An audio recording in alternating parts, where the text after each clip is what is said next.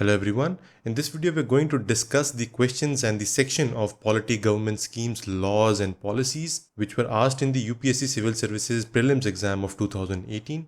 So while we discuss these questions, we'll analyze them, we'll look at the answer key, solutions and some tips as to how you could answer these questions. Alright, let's begin.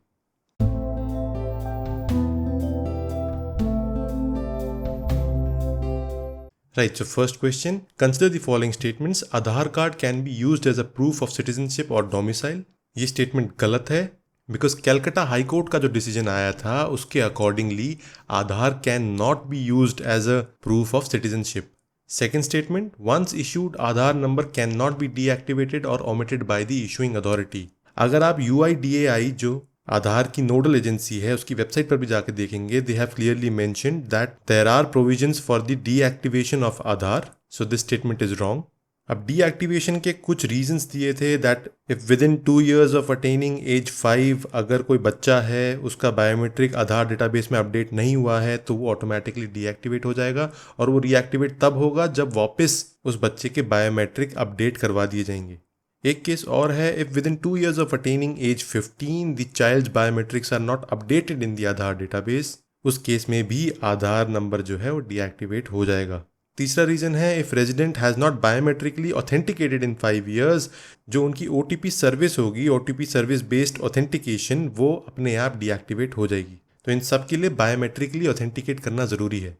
I would say this question is easy to moderate क्योंकि आधार बहुत ही hot topic है. पिछले कई सालों में बहुत questions देखने को मिलते हैं यहाँ से हर एग्जाम में, तो आपको आधार के बारे में डिटेल में पता होना जरूरी है. You should have read the details from their website. काफ़ी डिटेल में आधार को पढ़ के जाया करो सभी एग्जाम्स में क्योंकि इसके ऊपर डिस्कशन करंट अफेयर्स में भी चलती रहती है.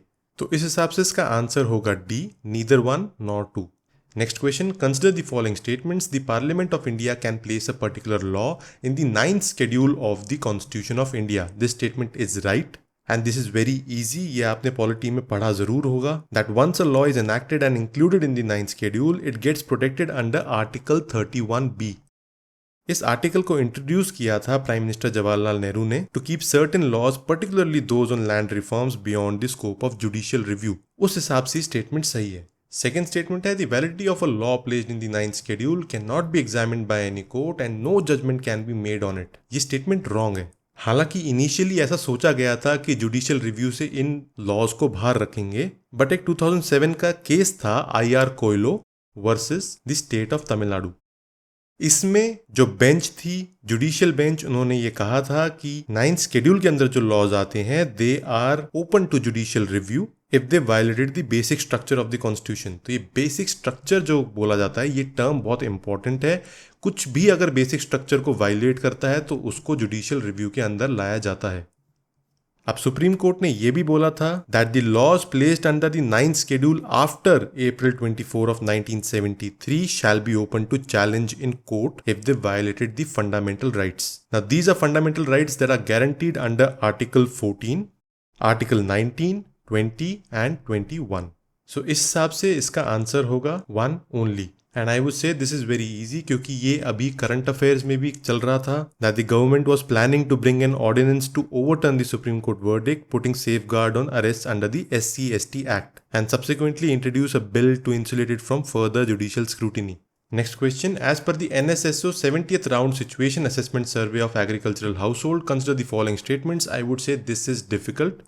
इस टाइप के क्वेश्चंस जनरली स्टूडेंट्स को स्किप कर देने चाहिए अगर आपको क्लियरली आंसर नहीं पता है या आपने ऐसी कोई रिपोर्ट नहीं पढ़ी है तो यहाँ पे गेसिंग नुकसान देती है. Now first statement is Rajasthan has the highest percentage share of agricultural household among its rural households. ये स्टेटमेंट सही है.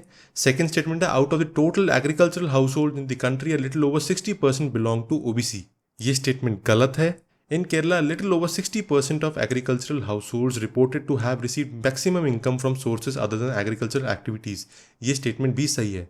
आप अगर गैम्बल करना चाहते थे तो आप सेकंड ऑप्शन से कर सकते थे बिकॉज इसको देख के आपको थोड़ा फिशी लग रहा होगा.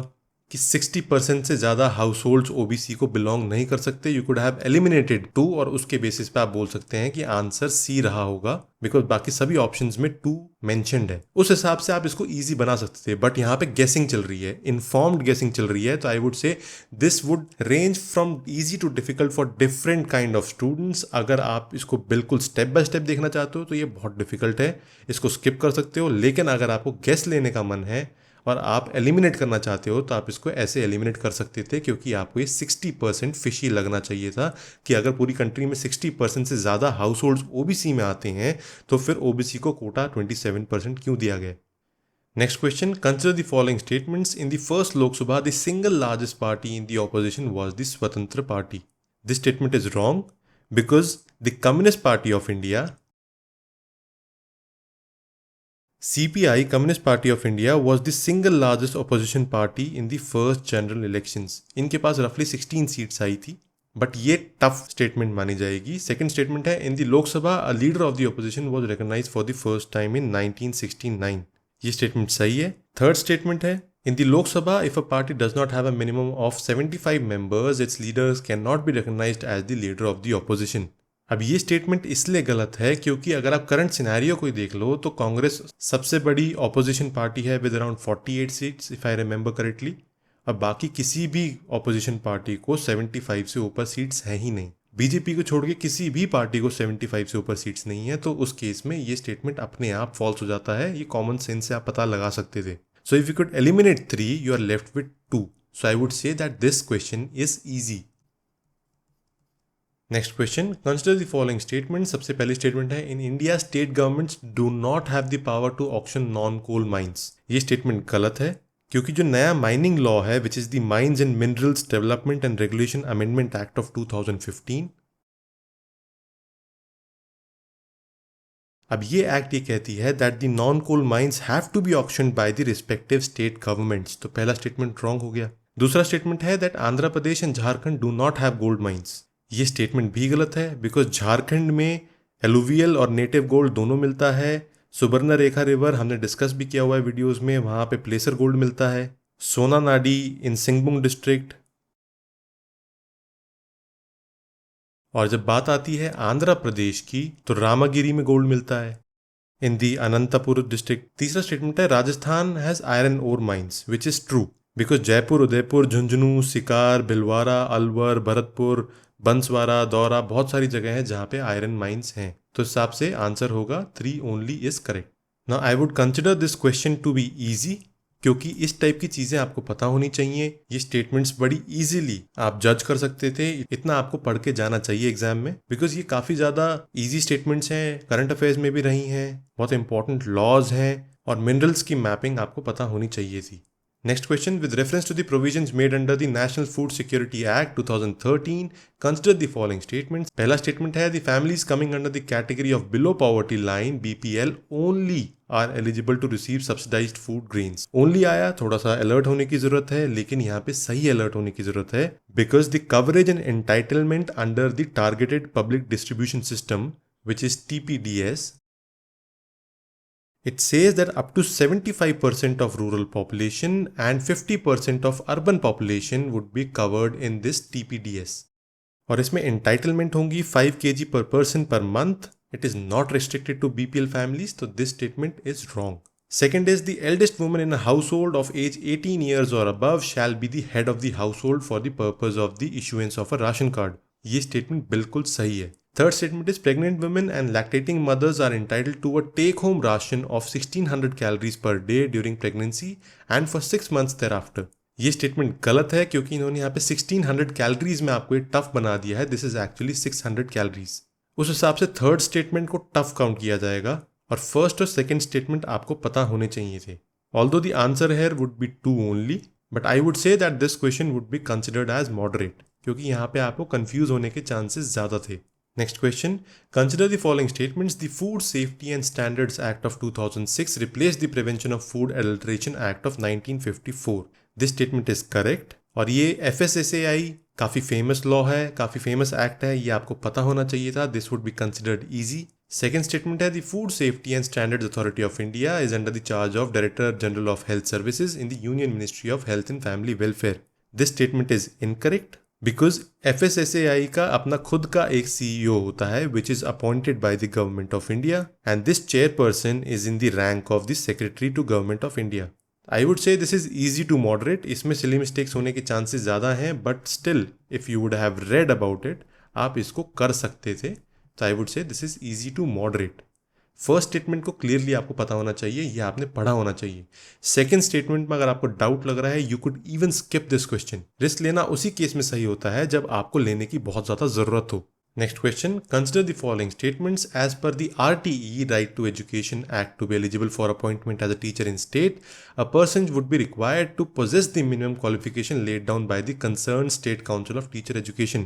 This statement is incorrect because RTE Act of 2009 ऐसा कहता है that the National Council of Teacher Education (NCTE) has laid down the minimal educational and professional qualification for a person to be eligible for an appointment as a teacher. अब ये बात class 1 to 8 की हो रही है which are applicable to schools imparting elementary education including the schools under the state government and to qualify under a teacher eligibility test. उस हिसाब से फर्स्ट स्टेटमेंट रॉन्ग हुआ और सेकंड स्टेटमेंट राइट हुआ। Now the third statement is in India more than 90% of teachers education institution are directly under the state governments. ये सुनने में थोड़ा अटपटा अपने आप ही लग रहा है, this is a false statement. ये कॉमन सेंस से भी आप आइडिया लगा सकते थे। So if you could eliminate 3, you are left with A and B और 1 और 2 आपस में ही कॉन्ट्राडिक्ट कर रहे हैं तो इनमें से एक ही सही हो सकता है। उस केस में you could have derived B as the right answer, so the answer is 2 only. So I would say that this question is easy. इसको आप attempt कर सकते थे कॉमन सेंस से भी। Next question. With reference to the Parliament of India, which of the following parliamentary committees scrutinizes and reports to the House whether the powers to make regulations, rules, sub-rules, bylaws conferred by the Constitution or delegated by the Parliament are being properly exercised by the Executive within the scope of such delegation? अब question बहुत बड़ा है लेकिन answer बहुत छोटा है। इसका answer है B, the committee on subordinate legislation, क्योंकि ये ही कमिटी सारे ये सब काम करती है। अब ये क्वेश्चन इजी में काउंट होगा बिकॉज कमिटीज़ पढ़ना बहुत ज़रूरी है और आपको सभी कमिटीज़ का एक की फीचर पता होना चाहिए, उनके की टास्क पता होने चाहिए और ये की टास्क के बारे में ही पूछा गया है। तो इस टाइप के क्वेश्चंस के बारे में आपको पता होना चाहिए, इस टाइप के कॉन्सेप्ट्स आपने पढ़े होने चाहिए और ऐसे क्वेश्चंस आपको अटेम्प्ट करने चाहिए, यहीं से ही मार्क्स स्कोर कर पाते हैं। Next question. The identity platform Aadhaar provides open application programming interfaces APIs. What does it imply? अब ये बहुत ही इजी क्वेश्चन है और ये न्यूज़ में बहुत रेगुलरली रहता है आधार के बारे में, तो आपको ये पता होना चाहिए था। Now an API is a way to access the database of a different server or a company or an organization, either private or government. और API से एक्सेस करने में फ़ायदा ये होता है कि जो होस्ट एजेंसी है वो डेटा API के बेसिस पे देती है, उस रिक्वेस्ट के बेसिस पे देती है और सारा डेटा अपने पास ही सेव्ड रखती है। सो डेटा ब्रीच होने के चांसेस मिनिमम होते हैं। जैसी रिक्वेस्ट आ रही है उसके बेसिस पे ही ऑथेंटिकेटेड डेटा दिया जाता है और कौन रिक्वेस्ट कर रहा है उसी को डेटा दिया जाता है। So there is a track record of what's happening. First statement is it can be integrated into an electronic system, ये स्टेटमेंट बिल्कुल सही है। दूसरा है online authentication using iris is possible, ये भी सही है। तो इस हिसाब से इसका आंसर होगा C, both 1 and 2 are correct. Next question. If the President of India exercises his power as provided under Article 356, very famous, of the Constitution in respect of a particular state, then what should happen? ये भी बहुत easy question है, ये आपको सबसे पहले पता होना चाहिए किसी भी पर्टिकुलर पेपर में जाने से पहले। आपने पॉलिटी पढ़ी है तो आपको आर्टिकल 356 जरूर पता होना चाहिए और बहुत ही सिंपल क्वेश्चन है। इसका आंसर है B, the powers of the legislature of that state shall be exercisable by or under the authority of the parliament. अब प्रेसिडेंट रूल आर्टिकल 356 में तब लगता है when there is a case of failure of constitutional machinery in the state. अब ये intimidate कौन करेगा कि फेलियर है कॉन्स्टिट्यूशनल मशीनरी का? This would be reported to the president of India by the governor of that state. उसके basis पे the president would take an action और वो एक्शन क्या होगा? He would assume to himself all or any of the functions of the government of the state and all or any of the powers vested in or exercisable by the governor or anybody. He can also declare that the powers of the legislature of the state shall be exercisable by or under the authority of the parliament. Next question. With reference to the Pradhan Mantri Kaushal Vikas Yojana, consider the following statements. सबसे पहला है, it is the flagship scheme of the Ministry of Labour and Employment. This statement is wrong because this scheme is the flagship scheme of the Ministry of Skill Development and Entrepreneurship.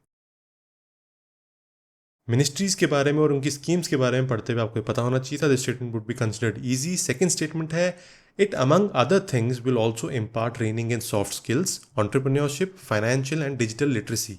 This statement is correct. And the third statement is it aims to align the competencies of the unregulated workforce of the country to the National Skill Qualification Framework. This statement is also correct. प्रधानमंत्री कौशल विकास योजना के बारे में आपको पता होना चाहिए था. This is very easy and this is in news regularly. इसमें कुछ शॉर्ट टर्म ट्रेनिंग दी जाती है at training centres to benefit candidates of Indian nationality who are either school, college drop outs और अनएम्प्लॉयड. इनको soft skill, entrepreneurship, financial and digital literacy इनमें भी training दी जाती है और जो ड्यूरेशन रहती है दैट इज रफली बिटवीन 150 एंड 300 आवर्स. एक और इसका की फीचर है which is the recognition of prior learning individuals with prior learning skills. जिनको पहले से थोड़ा बहुत कुछ आता हो उनको रिकग्नाइज करना और उनको और अच्छे से ट्रेनिंग देके सर्टिफाई करना so that they can get better jobs. और इस वर्कफोर्स को, इस अनरेगुलेटेड वर्कफोर्स को NSQF के साथ अलाइन करना. सो इस हिसाब से इसका आंसर होगा C. 2 and 3 only are correct. Next question, which of the following are regarded as the main features of the rule of law. Now the rule of law includes absence of arbitrary powers. Next, equality before law. And the third one is primacy of individual rights. इस हिसाब से अगर हम options को देखें तो पहला है limitation of power, which is right. Second is equality before law, which is also right. Third is people's responsibility to the government. ये wrong है because why would people be responsible to the government? The government should be responsible to the people. Fourth statement is liberty and civil rights. ये भी सही है. अब यहाँ पे अगर आप 3 को एलिमिनेट कर पाए you are left with 2 and 4 only and 1, 2 and 4 only. B और सी के बीच में से आपको एक को चूज करना था. Although this question was difficult, लेकिन यहाँ पे आपके पास एलिमिनेशन करने का स्कोप है तो इसको आप मॉडरेट टू डिफिकल्ट बोलोगे. And the answer to this question would be C. 1, 2 and 4 only are correct. Next question, consider the following statements. पहला स्टेटमेंट है no criminal proceeding shall be instituted against the governor of a state in any court during the term of office. ये statement बिल्कुल सही है because article 361 की अगर बात करी जाए it talks about the protection of president and the governors and says that no criminal proceedings whatsoever shall be instituted or continued against the president or the governor of a state in any court during the term of office. जब तक president और governor अपने office को hold कर रहे हैं तब तक उनके अगेंस्ट कोई भी प्रोसीडिंग, कोई भी क्रिमिनल प्रोसीडिंग नहीं चलाई जा सकती इन एनी कोर्ट. दूसरा स्टेटमेंट है the emoluments and the allowances of a governor of a state shall not be diminished during his term of office. ये स्टेटमेंट भी सही है बिकॉज आर्टिकल 158 की अगर बात करी जाए it talks about the conditions of the governor office and it says that the emoluments and allowances of the governor shall not be diminished during the term of his office. तो इस हिसाब से इसका आंसर होगा C. both 1 and 2 are correct and this would be considered very easy. easy भी नहीं, very easy. ये basic reading भी अगर किसी ने करी होगी पॉलिटी की तो वो भी अटेम्प्ट कर सकता है. Next question, which of the following reflects the most appropriate relationship between law and liberty. अब ये काफ़ी सब्जेक्टिव क्वेश्चन है and I would consider this to be very difficult. इस टाइप के क्वेश्चन अगर आपको नहीं समझ में आ रहे हैं या आप गेस नहीं कर पा रहे हैं तो you should skip such questions. अब मोस्ट अप्रोप्रिएट इसमें जो स्टेटमेंट लग रहा है which is B and it is subject to scrutiny. If there are no laws there is no liberty. Based on a statement made by John Locke in the second treatise of civil government, he wrote, where there is no law, there is no freedom. 1689 में उन्होंने बोला था, the end of law is not to abolish or restrain, but to preserve and enlarge freedom. But आप कह सकते हो कि बाकी ऑप्शंस भी सही लग रहे हैं, काफ़ी सारे इसमें मल्टीपल आंसर्स करेक्ट लग रहे हैं लोगों को, but the most appropriate would be B. पहला स्टेटमेंट बोलता है there are more laws there is less liberty. थोड़ा सोचोगे इसके बारे में आपको लगेगा कि ऐसा ज़रूरी नहीं है. जितने ज़्यादा लॉज होंगे, अगर वो अच्छे लॉज होंगे तो आपकी लिबर्टी को और अच्छे से एनहांस करेंगे. अगर लॉज नेगेटिव होंगे, आपको रोकने की कोशिश करेंगे, आपकी लिबर्टी को छीनने की कोशिश करेंगे, then of course your liberty would be in threat. But ज़रूरी नहीं है कि हर केस में ऐसा हो. थर्ड स्टेटमेंट है if there is liberty laws have to be made by the people. ऐसा ज़रूरी नहीं है. डेमोक्रेसी में लिबर्टी हो सकती है, हो सकता है कोई मनार्की हो, वहाँ पे किंग लॉ बनाता हो, लेकिन लिबर्टी लोगों को दी जाती हो. They can be multiple interpretations of the same statement. If laws are change too often liberty is in danger. इसमें भी फिर वही स्टेटमेंट आता है, although this appears to be very true, but अगर लॉज चेंज किए जा रहे हैं for the good, for the welfare of the people, then how can the liberty be in danger. उस हिसाब से बी सही लगता है because if there are no laws there is no liberty. अगर कोई लॉ ही नहीं है, कोई गवर्निंग बॉडी ही नहीं है तो लिबर्टी कहाँ से होगी. Next question, consider the following statements. The Speaker of the Legislative Assembly shall vacate his or office if he/she ceases to be a member of the Assembly. This statement is right because usually the Speaker remains in office during the life of the Assembly, but vacate किया जा सकता है if he ceases to be the member of the Assembly or he resigns by writing to the Deputy Speaker or if he is removed by a resolution passed by a majority of all the then members of the Assembly. Such a resolution has to be moved after giving 14 days advance notice to the Speaker. ये बहुत ही simple statement है, ये बहुत ही simple question है. Second है, whenever the Legislative Assembly is dissolved, the Speaker shall vacate his or office immediately. This statement is wrong. Because जो speaker होता है उसको अपॉइंट करने के बाद जब टर्म खत्म हो जाती है उस लेजिस्लेटिव असेंबली की, that speaker holds office till a new meeting of the new legislative assembly is being held. तो इस हिसाब से इसका आंसर होगा A, one only is correct. Next question, in the federation established by the Government of India Act of 1935, the residuary powers were given to the.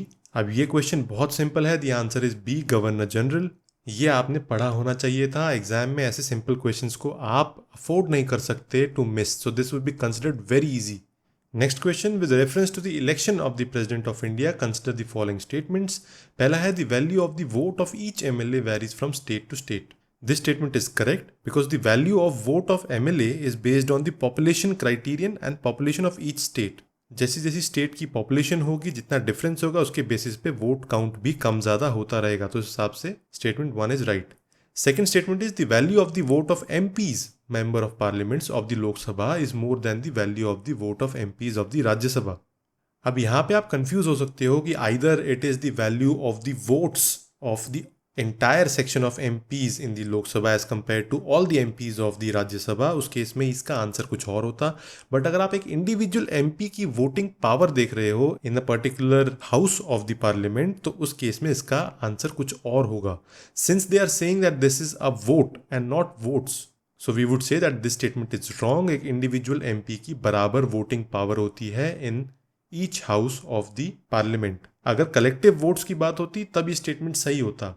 इस हिसाब से answer होगा one only correct. Next question, regarding money bill which of the following statement is not correct. यहाँ पे correct और not correct के बीच में आप कंफ्यूज ना हो, क्वेश्चन को ध्यान से पढ़ना बहुत जरूरी है. पहला स्टेटमेंट है, a bill shall be deemed to be a money bill if it contains only provisions relating to imposition, abolition, remission, alteration or regulation of any tax. This statement is right. Second statement है, a money bill has provisions for the custody of the consolidated fund of India or the contingency fund of India. तीसरा है, a money bill is concerned with the appropriation of monies out of the contingency fund of India. ये गलत है because a money bill is concerned with the appropriation of monies out of the consolidated fund of India. Fourth statement is, a money bill deals with the regulation of borrowing of money or giving of any guarantee by the government of India. This statement is also right. तो इसका answer होगा C. C is the wrong statement out of the 4 और ये easy में count होगा because polity पढ़ते वक्त आपको मनी बिल के बारे में पता होना जरूरी है. Next question, right to privacy is protected as an intrinsic part of right to life and personal liberty. Which of the following in the constitution of India correctly and appropriately imply the above statement. पहला statement है, article 14 and the provisions under the 42nd amendment of the constitution. ये गलत है. Second is Article 17 and the Directive Principles of State Policy in Part 4, which is also wrong. Third is Article 21 and the freedoms guaranteed in Part 3. It is absolutely right. तो इस हिसाब से इसका answer होगा C. C is the correct statement. Right to privacy के बारे में article 21 में डिस्कस किया गया है और इसके ऊपर अभी रिसेंटली सुप्रीम कोर्ट ने एक जजमेंट भी निकाला था इन 2017. तो उसके हिसाब से ये काफ़ी ईजी में काउंट होगा. इसके बारे में आपको पता होना बहुत ज़रूरी था. Next question, consider the following events. The first democratically elected Communist Party government formed in a state in India. Second है, India's then largest bank, Imperial Bank of India, was renamed State Bank of India. Third, Air India was nationalized and became the national carrier. Fourth one is Goa became a part of independent India. अब जब first statement की बात हो रही है, we are talking about 1957 because 1957 में communist party ने केरला में अपनी गवर्नमेंट बनाई थी. उसके बाद 1955 सेकेंड स्टेटमेंट, 1955 में Imperial Bank was renamed as the State Bank of India. 1953 में एयर इंडिया वाज नेशनलाइज्ड और 1961 में Goa was liberated and became a part of independent India. तो अब 4 आपको पता होना चाहिए, ये काफ़ी कॉमन है। 2 भी आपको पता होना चाहिए। 1 में शायद आपको डाउट हो सकता है और 3 में भी आप कंफ्यूज हो सकते हैं। इसका सही आंसर है ऑल्दो बी, और आपको 2 ऑप्शंस एलिमिनेट करने को यहाँ से मिल जाएंगे और उसके बेसिस पे आप एक गेस कर सकते हैं। It is worth guessing. I would say this is easy to moderate. Right, so these were the questions of the polity section along with government schemes, laws and policies. We hope that you understood each and every question. अगर कोई आपको doubt है तो please comment section में लिखो. We'll be happy to help. Meanwhile, please share our videos and the Civil Coursify Android app with more and more people, more and more friends, so that all of them can get access to our content. Right. Thank you. So this is it for this video. The PDF notes for this video are available on the Civil Coursify Android app for free. Subscribe to our YouTube channel, download the Civil Coursify Android app and follow us on Facebook and Telegram. Links are available in the description as well as comment section. Till then, thank you and take care.